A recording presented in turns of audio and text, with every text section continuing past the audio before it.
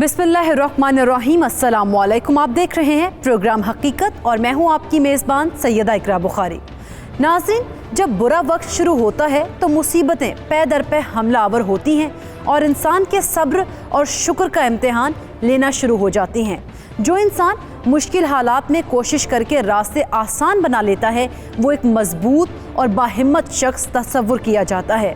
दूसरी जानिब जो शख्स मुसीबतों की जद में आकर अपने होशो हवास ही गवा बैठता है उसे एक हारा हुआ इंसान माना जाता है। हमारी आज की कहानी में कुछ ऐसे ही किरदार हैं। चलते हैं अपनी कहानी की जानिब। अस्सलाम वालेकुम। वालेकुम अस्सलाम। अरे नाजी, इतनी गर्मी में सफाई कर रही हो भाई? माशाल्लाह, आज आप जल्दी आ गए। आज अल्लाह ने बहुत अच्छी सवारी दे दी, पूरे दिन की रोटी मिल गई तो मैंने सोचा जल्दी घर चला जाता हूँ। अल्लाह का शुक्र है कि उसने रोजी का कोई वसीला तो बनाया। तुम्हें पता है बेगम ये सारा कुछ क्यों होता है?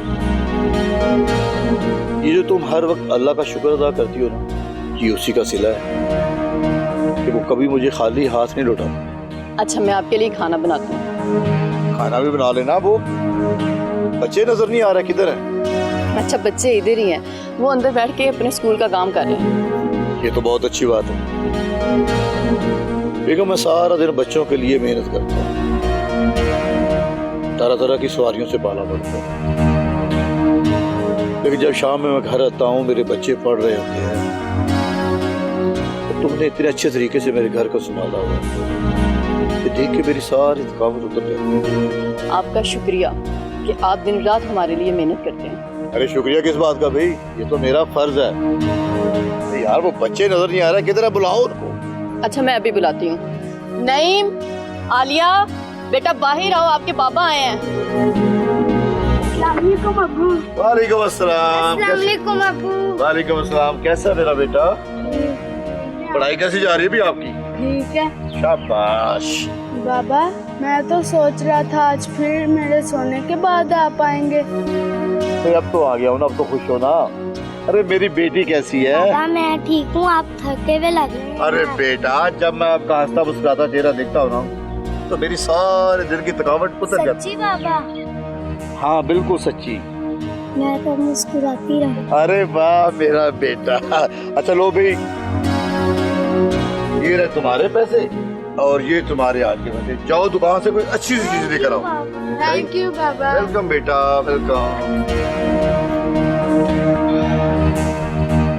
अच्छा, वैसे आप आलिया के साथ बहुत खुश रहते हैं। हाँ बेगम, बेटियों का प्यार ही ऐसा। बाप की कुल कायनात बेटियां, बहुत गहरी मोहब्बत रखी है इस रिश्ते में अल्लाह ताला। जी ऐसा ही है।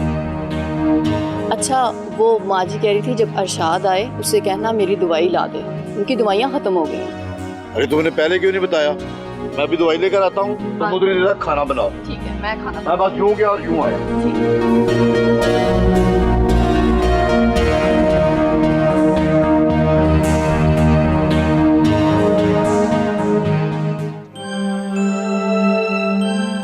अस्सलाम वालेकुम माँ जी। वालेकुम सलाम बेटा। कैसी तबीयत है आपकी? अब ठीक हूँ बेटा, आ गया तू? माँ जी आपकी दवाई। जीते रहो बेटा, जैसे तुम मेरा ख्याल करते हो अल्लाह तुम्हें बहुत देगा। ये सब कुछ आपकी दुआओं का नतीजा है। बेटा काम की सुना, ठीक चल रहा है? हाँ माँ जी ठीक चल रहा है, बस अल्लाह की ज़ात का बहुत शुक्र है कि वो आपकी दवाई और मेरे बच्चों के रिज़्क़ के लिए पैसे दे देती है। या अल्लाह तेरा शुक्र है। आ गए मेरा शहजादा और मेरी रानी भी। अस्सलाम। वालेकुम अस्सलाम। वो कभी दादी से कोई कहानी शानी भी सुनी है कि नहीं? बाबा, आपको पता है जब आप काम पर जाते हैं तो दादी अम्मा हमें बहुत मजे मजे की कहानियाँ सुनाती हैं। हाँ हाँ बेटा, मुझे पता है कि आपकी दादी अम्मा को बहुत सी कहानियाँ याद है। मैं भी इनकी कहानियाँ सुन सुन के बड़ा हुआ हूँ। नहीं बेटा, जब तुम्हारे बाबा छोटे थे तो कहानियाँ सुन सुन कर कहते थे मुझे कहानी वाला खिलौना चाहिए। तो फिर क्या होता था दादी अम्मा? फिर तुम्हारे दादा अबू इन्हें बाजार से खिलौने ला के देते थे, वरना ये तो नाक में दम कर देता था। अच्छा, तो फिर मैं भी ऐसा ही करूँगा। बेटा आपकी दादी अम्मा मुझे अक्सर ये कहकर टाल देती थी कि ये खिलौना इस मुल्क से मिलते ही नहीं है। अच्छा, वो तो तू रात को सो नहीं रहा था और कह रहा था कि मुझे अभी खिलौने ला कर दो, और रात को सारी दुकानें बंद थी। हाँ माँ जी, वाकई वो वक्त बहुत अच्छा था। अब तो दुनिया हमें खिलौना समझती। बेटा ऐसे नहीं कह। तो भाई तुम अपनी दादी से कहानी सुनो, मुझे एक तरह छोटा सा काम है वो करके आता हूँ। आओ बच्चों, आ जाओ आ जाओ आ जाओ आ जाओ, मेरे पास आ जाओ, मेरे पास आ जाओ।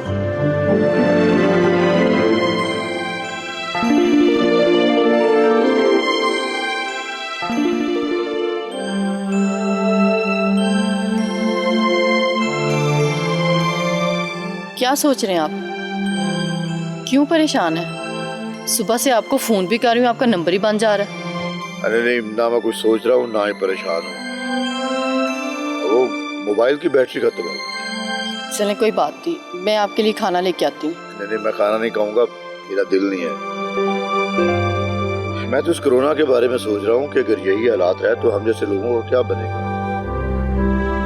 देखो ना, माँ जी की दवाई और ये घर के सारे खर्चे कैसे पूरे होंगे। जो राजी के ऊपर बैठा है वो सब बंदोबस्त करेगा। अब क्यों परेशान होते हैं? आप खाना खाएं। नाजिया, मैंने कहा ना कि मुझे भूख नहीं है, क्यों जिद करती हो तुम? आप क्यों अपने आप को अजियत दे रहे हैं? भरोसा करें उस पे जिसने हमें पैदा किया है। उसकी जात पर मुझे बहुत भरोसा है, लेकिन उसके बंदों पर नहीं है। अब देखो ना, सिर्फ एक दिन हुआ है लॉकडाउन को हुए और इन लोगों ने फेस मास्क जो है वो ब्लैक कर दिए हैं जिससे इंसानी जिंदगी बचती है। वैसे ना ये जहीरा अंदोजों का मुझे समझ नहीं आती, ये बहुत ही बेशर्म है। इस मुल्क में कोई भी चीज़ दरकार हो या तो वो गायब कर देते हैं या फिर महंगे दामों बेचना शुरू कर देते हैं। ये तो अभी कुछ भी नहीं है। तुम देखना, अगर यही हालात रहे ना तो ये लोग खाने पीने की चीजों को भी नहीं छोड़ेंगे। पता नहीं इतना पैसा इन्होंने कहाँ लेकर जाना है। बस अल्लाह ही है जो हम गरीबों पर रहम करे। हुकूमत की बात नहीं मानती, ये कोरोना को बहुत गैर संजीदा ले रहे हैं। अब देखो ना, आज एक सवारी मेरे रिक्शे में बैठी थी, मुझे तो बहुत डर लग रहा था, वो बार बार कहाँ से जा रही थी। बस अब आप रिक्शा चलाने का मत सोचें, जान है तो जहान है। छोड़ें बस, ठीक है, कुछ दिनों में हालात बेहतर हो जाएंगे। हालात का तो मुझे पता नहीं, लेकिन मुझे आ रही है नींद इस वक्त। मैं सोने लगा हूँ, देखते हैं ये कोरोना में क्या दिन दिखलाता है।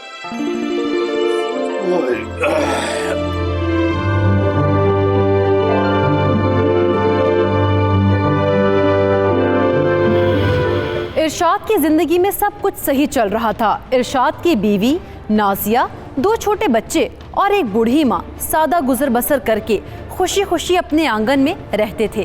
फिर एक दिन हुकूमत ने कोरोना वायरस की वजह से लॉकडाउन लगा दिया। लॉकडाउन भी ज़रूरी था क्योंकि इंसानी ज़िंदगियों को बचाना था। मगर इस लॉकडाउन के नतीजे में इरशाद के घर जो मुसीबतें आने वाली थी, इरशाद उनके लिए बिल्कुल भी तैयार नहीं था।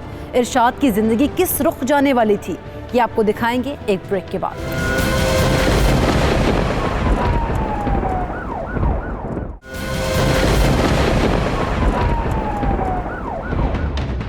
Welcome back. ब्रेक पर जाने से पहले हमने देखा कि इरशाद अपनी फैमिली के साथ हंसी खुशी रूखी सूखी खाकर गुजारा कर रहा था। फिर कोरोना वायरस की वजह से हुकूमत की जानिब से लॉकडाउन लगा दिया गया, जो कि ज़रूरी भी था। मगर लॉकडाउन की वजह से इरशाद की ज़िंदगी पर क्या असर पड़ा, आइए देखते हैं। नाजिया, ये लॉकडाउन पता नहीं कब तक चलेगा। तो घर का राशन भी खत्म हो गया और मेरी जेब में फूटी कौड़ी तक नहीं। तो किसी से उधार मांग ले, 2 दिन से बच्चे भूख काट रहे हैं। किससे उधार मांगू? जिससे मैं मांग सकता था उनसे मैं ले चुका हूँ। बाहर सबके हालात बहुत बदतर हैं, किसको कहूँ मैं?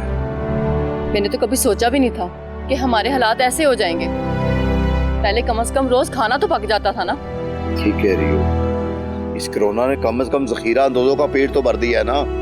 अल्लाह तबाह करे इन ज़हीरा अंदोजों को। उधार पकड़ के जो 4 पैसे अपने पास रखे थे ना, वो भी महंगाई की वजह से खत्म हो गया।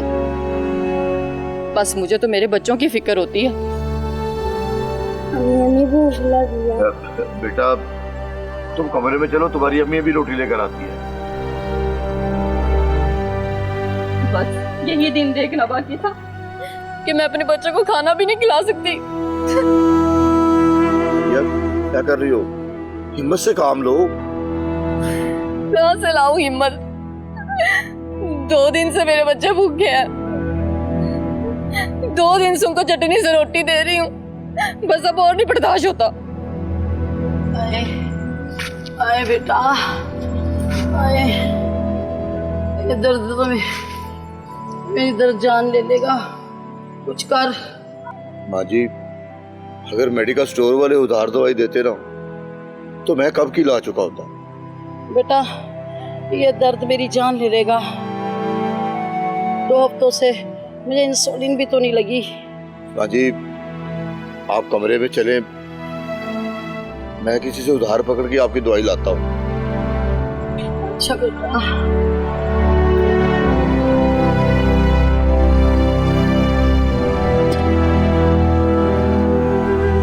दादी, अब मैं इतना बेबस हो गया हूँ कि ना अपने बच्चों को रोटी दे सकता हूँ और ना माँ जी की दवाई। बस आप बस सुबह रिक्शा भेज दें, कम से कम बच्चों के लिए रोटी और माँ जी के लिए दवाई तो आ जाएगी ना। वो तो ठीक है, लेकिन रिक्शा बेचने के बाद हमारे हालात और खराब हो जाएंगे। ये रिक्शा मैं वापस नहीं ला सकूंगा। तो ना आए रिक्शा, मैं अपने बच्चों को बिलखता नहीं देख सकती। बस आप सुबह किसी से कहें रिक्शा बेच दे, 4 पैसे आएंगे तो सुकून से दिन तो गुजर जाएंगे ना। ठीक है, मैं सुबह किसी से बात करता हूँ रिक्शा बेचने की।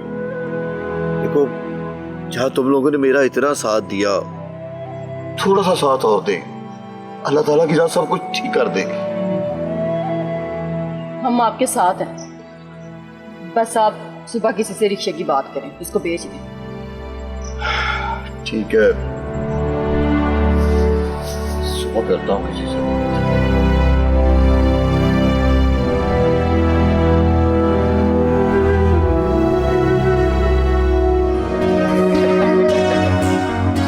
आज तो चंदी चंदी हो गई। मकबूल, बहुत बहुत माल बटोरा है हमने। आज पार्टी अच्छी मिल गई। शुक्र है पुलिस के हत्थे नहीं चढ़े। ओए हाँ, पुलिस की गाड़ी में बैठे हुए पुलिस वाले आज हमको शक की निगाहों से देख रहे थे।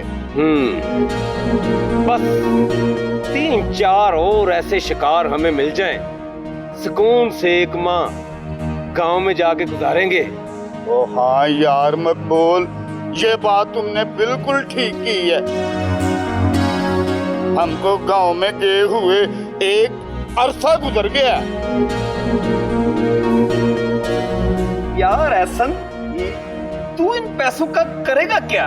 इन पैसों का इन पैसों से मैं अय्याशी करूंगा, अय्याशी। वैसे आपस की बात है मकबूल, तू इन पैसों का क्या करेगा?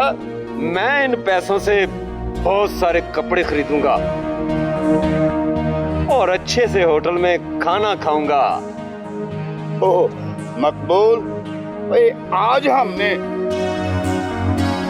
जिस आदमी को गन पॉइंट पे लूटा है ना, और उसने तो रोना ही शुरू कर दिया।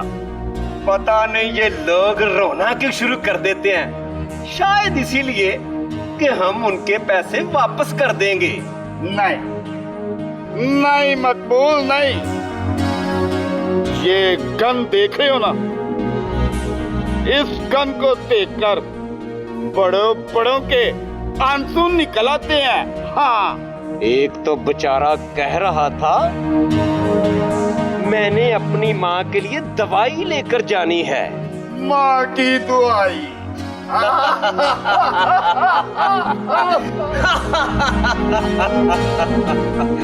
माँ की दुआई। यार वैसे एक बात है एहसन, क्या? इस लॉकडाउन ने हमारे काम को थोड़ा मुश्किल कर दिया है। हर तरफ नाके लगे हुए हैं।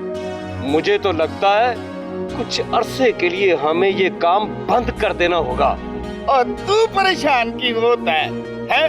और पुलिस लॉकडाउन से पहले भी नाके लगाती थी और अब भी नाके ही लगाएगी। और फिर भी ये ना हो इस लॉकडाउन की वजह से हम भूखे मर जाएं। बस तू रोना शुरू कर दे तू रोना शुरू। अब बस चल पैसे आधे आधे कर। चल कर फिर गिनती।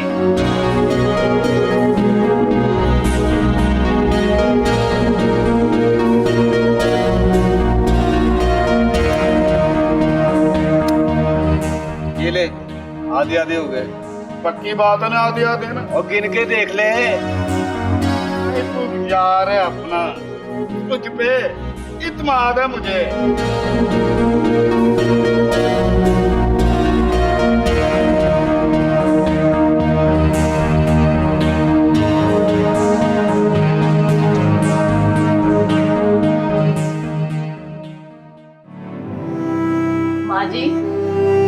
माँ जी उठ जाए, पानी पी लें आप। माँ जी, एक तो माँ जी आप रात हो गई है, दोपहर से आप सो रही हैं, चले बस करें, उठ जाएं। माँ जी, माँ जी, माँ जी, माँ जी आंखें खोलें। या अल्लाह ये क्या हो गया माँ जी? माँ जी आंखें खोलें। नहीं नहीं मालिया, मुझे इधर आओ, कि दादी नहीं होती रही। माँ जी आंखें खोलें। माँ जी, माँ जी ये क्या हो गया? माँ जी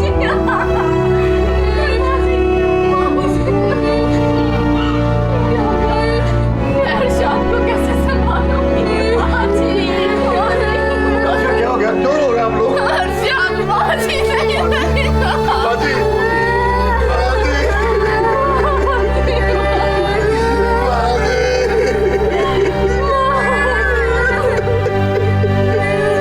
बाजी, मैं तो आपकी दवाई लेने के लिए गया हुआ था।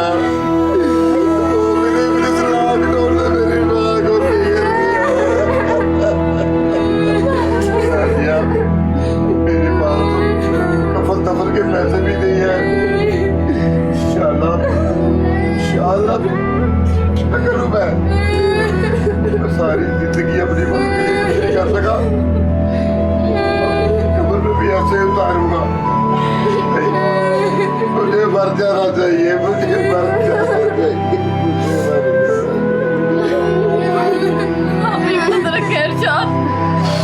माँ जी सब कुछ सुन ले। माँ जी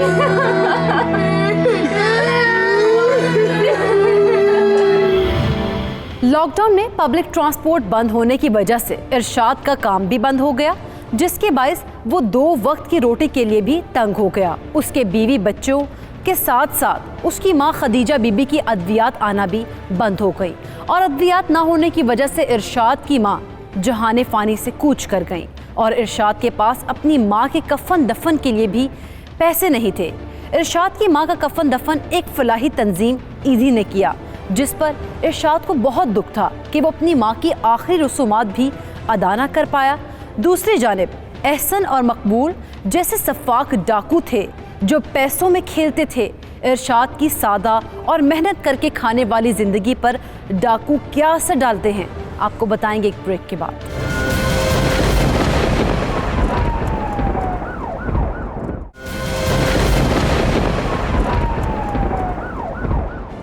वेलकम बैक। नाज़रीन, लॉकडाउन ने इरशाद की ज़िंदगी पर कितना गहरा असर डाला, वो अपने घर का राशन पूरा नहीं कर पा रहा था। इरशाद की माँ अद्वियात ना मिलने के बायस वफात पा गई, जबकि दूसरी जानिब एहसन और मकबूल जैसे लोग थे जो लोगों को लूट कर अपना पेट खूब भर रहे थे। मैं कितना बदनसीब, अपनी माँ की बीमारी का इलाज तो दूर की बात, मैं उसे कफन भी नहीं दे पाया। मैंने कभी सोचा भी नहीं था कि मेरी माँ का कफन दफन ईदी वाले करेंगे। मेरी बीवी बेचारी 1 हफ्ते से भूख बर्दाश्त कर रही है और मेरे नन्हे मुन्ने बच्चे, उनका क्या कसूर है? खिलौने तो दूर, उनके नन्हे पेट 2 वक्त की रोटी को तरस गए। मैं कहाँ जाऊं? कोरोना की वजह से पब्लिक ट्रांसपोर्ट बंद है और कोई हुनर मुझे आता नहीं। मजदूरी के लिए किया तो वहां अड्डे पर सारा दिन खड़ा होकर वापस आ गया अगर काम नहीं मिले, मैं हालात से तंग आकर मर जाऊं, तो मेरे बच्चे तो भूख के साथ साथ दर बदर भटकेंगे। मैं मौत को गले नहीं लगा सकता। मेरे मौला मैं क्या करूं? मैं अपने बीवी बच्चों को ऐसी सिसकता नहीं देख सकता। अब तो मेरी घर जाने की हिम्मत भी नहीं हो रही। मैं जब घर जाऊंगा तो वो मुझसे कहेंगे, बाबा भूख लगी है। मेरी बीवी आंसू बहाएगी। मुझ में तो इतनी हिम्मत भी नहीं कि अपनी बीवी के आंसू पहुंच सकूं।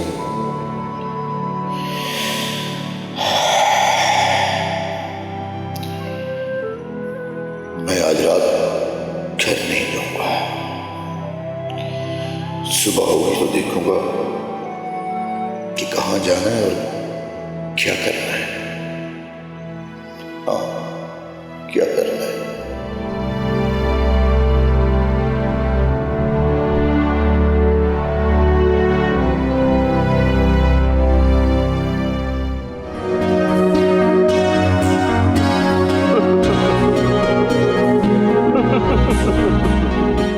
बस हंसना बंद कर।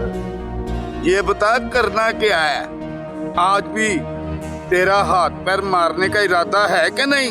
ओ यार, आजकल जगह जगह पे पुलिस ने नाके लगाए हुए हैं। हर बंदे बंदे को चेक कर रही है। तू क्यों मौत के मुंह में जाने की सोच रहा है? बस तू रोना शुरू कर दे। तेरे पास सिर्फ रोना ही है। ओ भाई, हमेशा चुप होने से बेहतर है बंदा थोड़ी देर रो ही ले। और डरपोक कहीं के, आज जो दिन जेल के अंदर है ना, वो अंदर ही है। और जो हमारे नसीबों में जेल की रोटी है ना, हम लाख कोशिश कर लें, बाहर से नहीं खा सकते, समझे? अबे बस, ज्यादा फिलॉसफियां मत झाड़। ये तो हर वक्त पैसों की पड़ी रहती है। और पैसा नहीं चाहिए यार, पैसा नहीं चाहिए। और पैसा तो हमारे नसीबों में बहुत है। मुझे तो तब मजा आता है जब मैं किसी की आंखों में खौफ देखता हूँ, मौत का खौफ। और इसी मौत के खौफ के डर से लोग अपना सब कुछ देने के लिए तैयार हो जाते हैं। तब मुझे लगता है कि मैं दुनिया का कामयाब तरीन इंसान हूँ, कामयाब तरीन इंसान। इतना वैसी मत बन। अभी कुछ दिन के लिए अपने आप को अंडरग्राउंड कर लेते हैं। पिछली वारदातों के पर्चे अभी थाने में ताजा ताजा दर्ज हुए होंगे।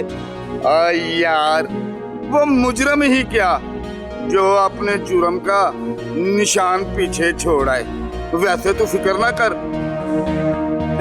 आजकल तो वैसे ही फेस मास्क ने ना हमें बचाया हुआ है। मगर कब तक बचेंगे? कभी ना कभी तो किसी की हाय लगेगी। तू कब से लोगों की हाय से डरने लगा है? एक बात याद रख, और इन लोगों की दुआएं बद्दुआएं और हम जैसे लोगों पर कोई असर नहीं करती।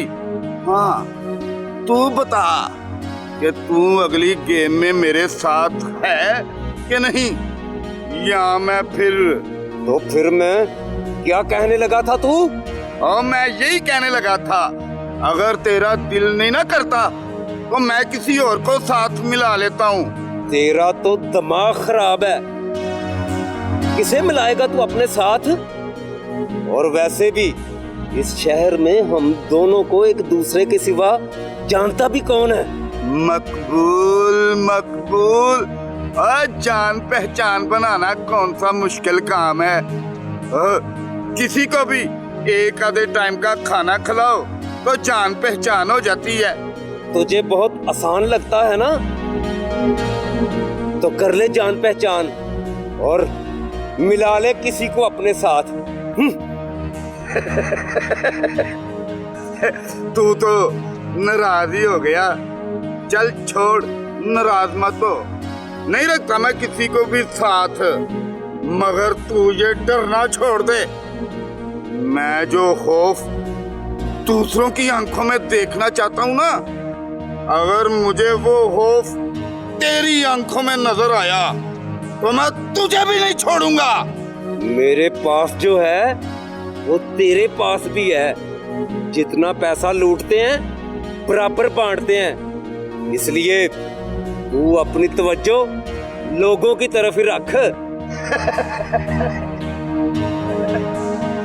मुझे ना तेरी यही आदत अच्छी लगती है कि तू स्ट्रेट फॉरवर्ड है। अच्छा चल अब शिकार की तैयारी करें।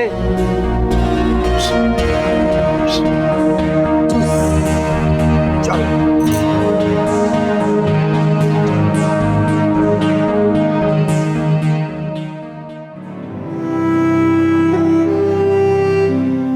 बहुत परेशान हूँ, आपके पापा अभी तक नहीं आए।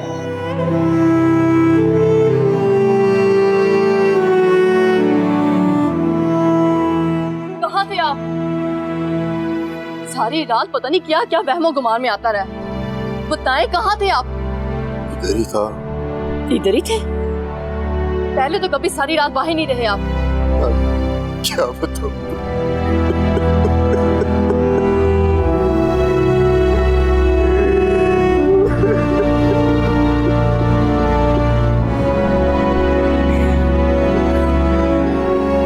हालात हमें किस मोड़ पर ले है। अब जिंदगी अच्छी लगती है ना बहुत। मेरी माँ जिसने मुझे इतनी मोहब्बत से पाला, इसी का कफन में रुखसत किया मैंने उसे। सोचो उस वक्त मुझ पर क्या गुजरी होगी।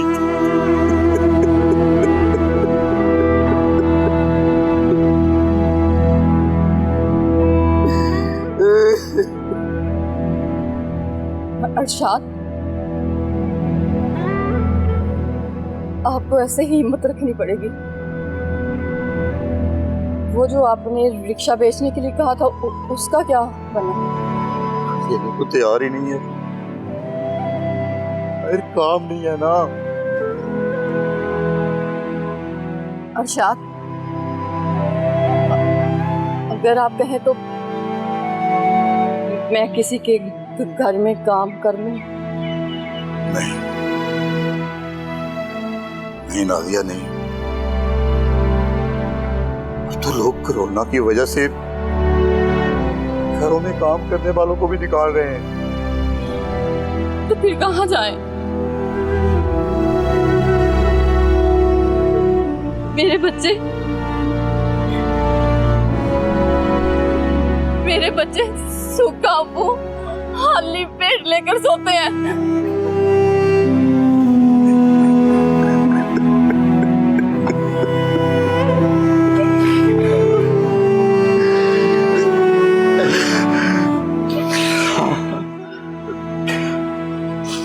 मुझे कुछ करना होगा। बेरोजगारी का दुख क्या होता है मुझे आज पता चला। इधर हो मेरे बच्चों।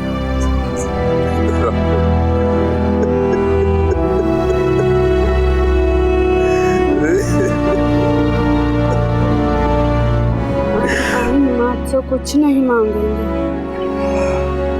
अब्बू आप हमारे लिए खिलौने भी मत लाना। बाबा अगर आप कहें तो मैं कोई काम करूं।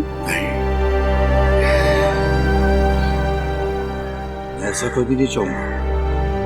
मैं तो ये चाहता हूं कि मेरे बच्चे पढ़ लिख के इस मुआशरे के अहम फर्द बने। मैं अपने हाथों से कभी मजदूरी नहीं करवाऊंगा, कभी नहीं, कभी नहीं।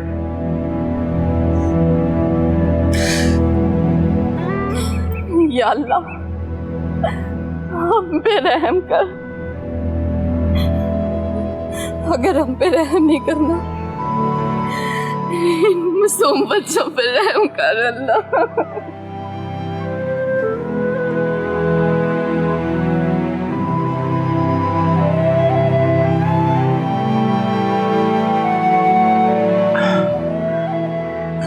रिक्शा लेके निकलता हूँ, हो सकता है अल्लाह मेरे बच्चों के हिस्से का रिज़्क हमें दे दे। एहतियात से जाइएगा, लॉकडाउन भी है, कहीं आपको पुलिस न पकड़ ले। क्या तो तुम ठीक रही हो, अल्लाह बेहतर करेगा। तुम और मेरे बच्चे मेरे लिए दुआ करना, मेरे बच्चों के हिस्से का रिज़्क हमें जरूर देगा।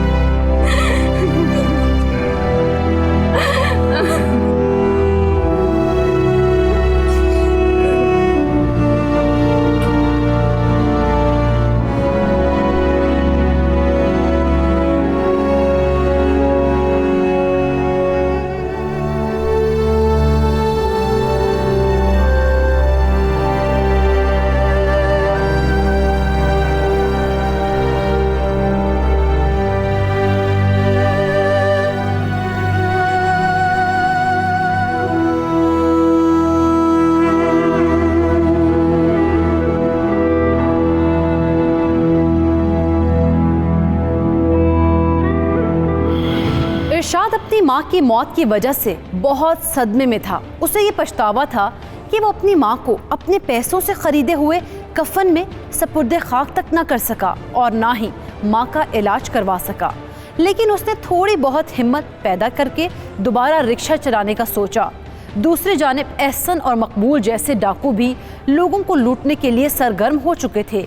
अब देखना यह है कि इरशाद एहसन और मकबूल डाकुओं से कैसे मुलाकात करेगा और ये डाकू इरशाद को कहाँ लेकर जाएंगे, बताएंगे एक ब्रेक के बाद।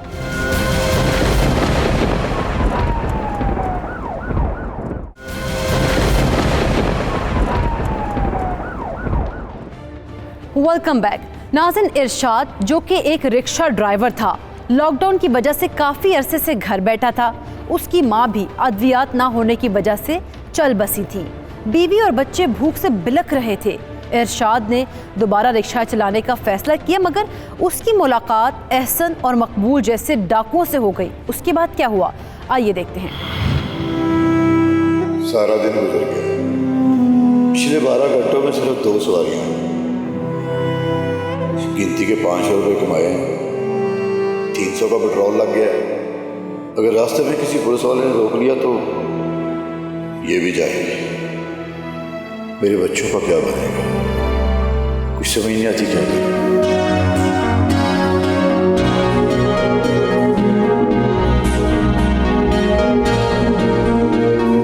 हेलो भैया, चलोगे? जी साहब जी, कहाँ जाना है? यहीं इस आबादी से थोड़ा दूर एक फैक्ट्री है, वहां जाना है। ठीक है, बैठेंगे। कितने पैसे लोगे? देखिए, मैं तो बच्चों की रोटी कमाने के लिए निकला हूँ, जो मुनासिब होगा वो दे दीजिएगा। ठीक है, ठीक है, चलो चलो चलो।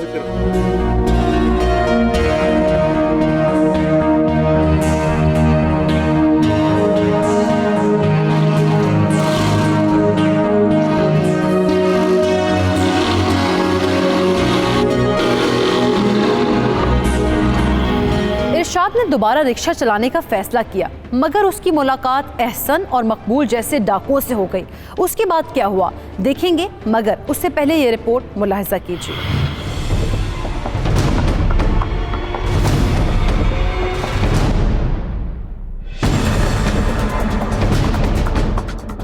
ओकाड़ा थाना चोचक पुलिस ने कार्रवाई करते हुए मोहम्मद इरशाद नामी रिक्शा ड्राइवर के अंधे कत्ल का सुराग लगा लिया। मोहम्मद इरशाद को नामालूम अफराद ने बेरहमी से कत्ल करके नाश को खेतों में फेंक दिया था। इत्तला मिलने पर पुलिस ने मौका पर पहुंचकर मकतूल की डेड बॉडी को पोस्टमार्टम के लिए अस्पताल मुंतकिल किया। इस वाक़े पर DPO उमर सईद मलिक ने नोटिस लेते हुए मुतल्लिका DSPs की जेर निगरानी टीमें तश्कील दी, जिस पर DSP रेनाला खोर्द सर्कल मियां एहसानुल्लाह ने अपनी टीम के हमरा शबो रोज मेहनत शुरू की। पुलिस ने साइंसी बुनियादों और जदीद टेक्नोलॉजी की मदद से मोहम्मद इरशाद के कातिल अली हसनैन को गिरफ्तार कर लिया। मुल्जिमान ने दौरान तफ्तीश एतराफ़ जुर्म करते हुए बताया कि मैंने मोहम्मद इरशाद को अपने साथियों के साथ मिलकर कत्ल किया। दूसरे मुल्जिमान की गिरफ्तारी के लिए छापे मारे जा रहे हैं।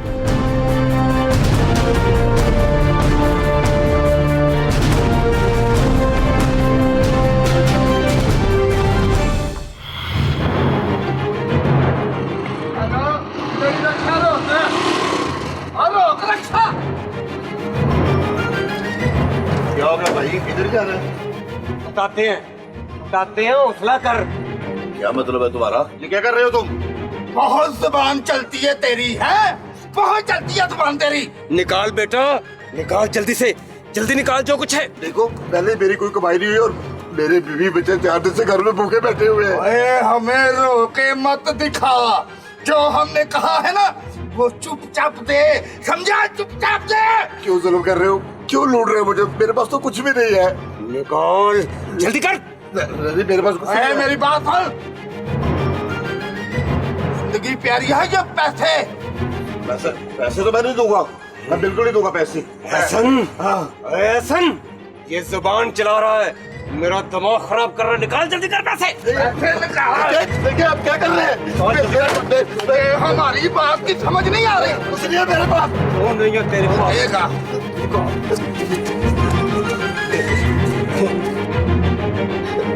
आई जात, मैं पैसे नहीं दूंगा, नहीं दूंगा मैं पैसे। ये क्या कर रहे हैं आप?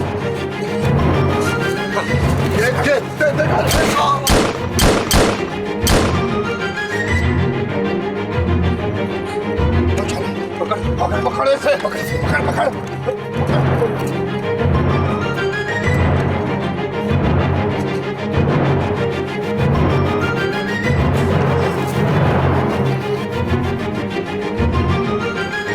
जल्दी कर, जल्दी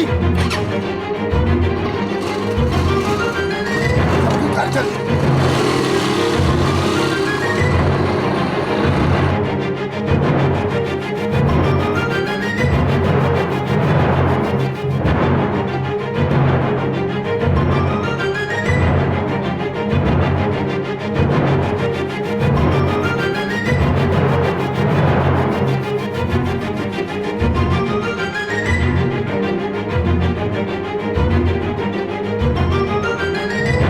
कौन है ये बेचारा? सर मुझे तो ये कोई दिहाड़ीदार मजदूर लगता है। किसी ने क्यों मारा होगा इस बेचारे को? सर मुझे तो ये झगड़ा लगता है। जिस तरह इसके सीने में गोलियां मारी गई हैं, किसी ने अपनी दुश्मनी निकाली है। एक गरीब आदमी की गुर्बत से बड़ा दुश्मन क्या हो सकता है? इसने इसकी जान ही ले ली। सर पिस्तौल की गोली गरीब अमीर में फ़र्क थोड़ा देखती है। इसकी जेब और आसपास देखो क्या क्या है। शिनाख्त के लिए कुछ ना कुछ तो चाहिए।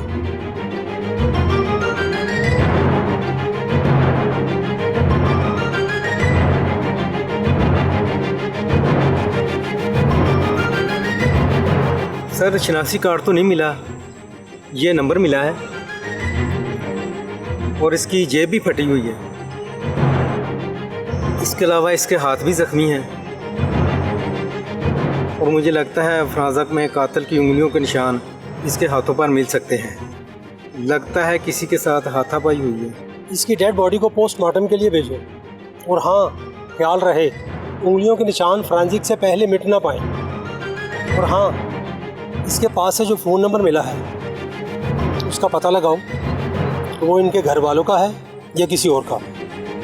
जब इनके घर वालों का पता चल जाए तो उन्हें फ़ोन पर मत बताना कि इनका कत्ल हो चुका है। हो सकता है कि इनके घर में से कोई कातिल हो जो फरार होने में कामयाब हो जाए।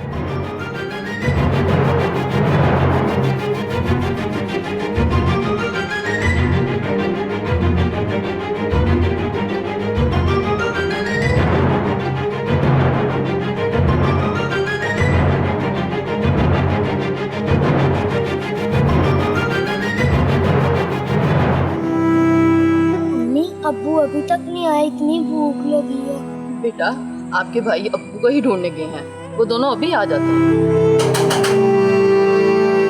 जाओ देखो, शायद तुम्हारे भाई और अब्बू आ गए।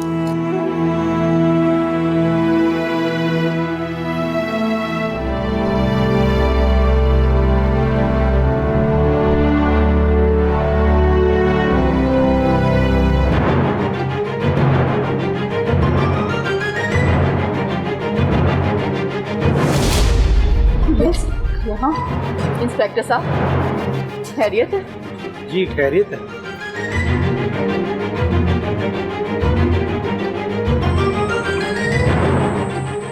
इस तस्वीर को पहचानती हैं आप?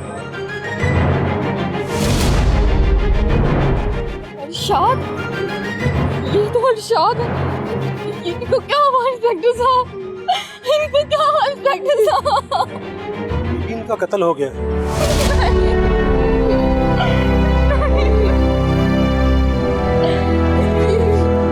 किसने मारा मेरे शोहर को? अल्लाह उसका बेड़ा गर्क करे। मेरा शोहर तो 4 पैसे कमाने के लिए बाहर निकला था। क्या काम करता था तुम्हारा शोहर? साहब वो रिक्शा चलाते थे और कल सुबह के रिक्शा लेके निकले हुए।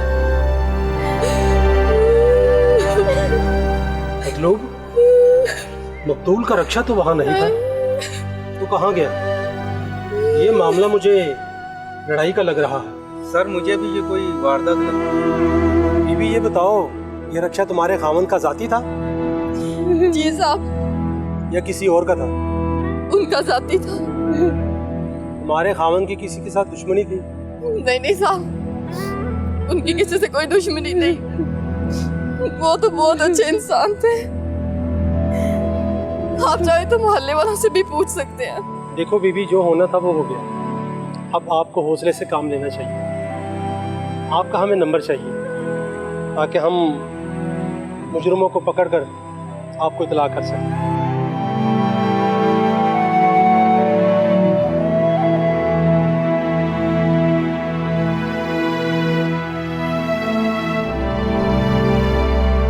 जैसी लाश का पोस्टमार्टम हो जाएगा हम आपको इत्तला कर देंगे। जी सर।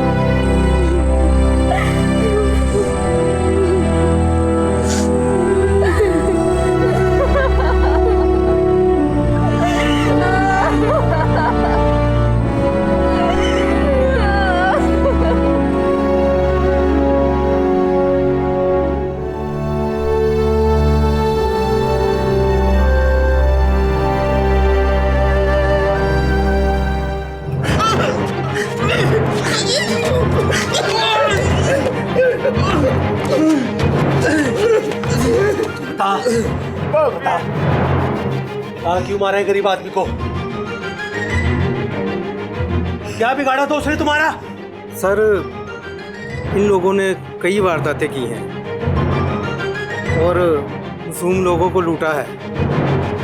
अब तो ये डाकू के साथ साथ कातिल भी बन गए हैं। तुम्हें जरा सा भी अंदाजा है तुम्हारी इतनी सी हरकत की वजह से कितने घर तबाह हो चुके हैं? वो बेचारे मेहनत मजदूरी करके एक एक पैसा इकट्ठा करके, और तुम जैसे लोग 1 मिनट में छीन लेते हो। सर इनको क्या पता कि एक गरीब आदमी के घर में 1-1 रुपए की कितनी ज़रूरत होती है। इन बज़ातों के दिल में ज़रा भी दर्द नहीं होता। साहब जी मुझे माफ कर दे, गलती हो गई, आइंदा नहीं होगी। मुझे माफ कर दे, मेहरबानी होगी, माफ कर दे। तुम्हें माफ कर दूं? सर प्लीज हमें बचा ले। तुम्हें बचा लूं? अगर मैं तुम जैसे लोगों को बचाने लगा तो मेरे मुल्क के शहरियों को तुम जैसे मनहूस के कामों से कौन बचाएगा? सच बता, कितने पैसे लूटे थे उस रक्षे वाले से? साहब जी सिर्फ 500 सिर्फ, साहब जी 500? एक 500 की खातिर तुमने उसको मौत के घाट उतार दिया? तुम इंसान नहीं, इंसान के नाम पर जानवर हो तुम लोग, जानवर। बदलू, रक्षे वाले की बेबी को इत्तला कर दो कि उनके कातिल गिरफ्तार हो चुके हैं, ताकि वो इनको फांसी के फंदे पे लटकता हुआ देख सके।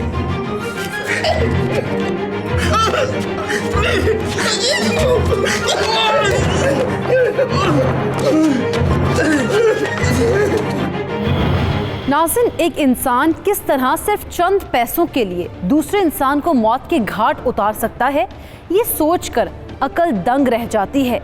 मगर हाँ, ये दुनिया है और यहाँ सब कुछ मुमकिन है। इरशाद पहले ही अपने हालात से तंग था, फिर एक रोज़ उसने जो 400 कमाए वो भी डाकू छीनने आ गए। इरशाद क्यों अपनी मेहनती कमाई डाकुओं के हवाले करता? फिर हुआ यूं कि इरशाद ने अपनी जान गंवा दी। इस दुनिया में हर जी रूह को मौत का जायका चखना है, जो लोग चंद रुपयों के लिए एक इंसान की जान ले लेते हैं, उन्हें ये याद रखना चाहिए कि उन्हें भी मरना है और एक दिन उन्हें मरना होगा। एक इंसान की कीमत क्या है ये तो रब्बुल इज़्ज़त की ज़ात ही बता सकती है। जो लोग नाहक कत्ल करते हैं उन्हें वो कीमत अदा करना होगी।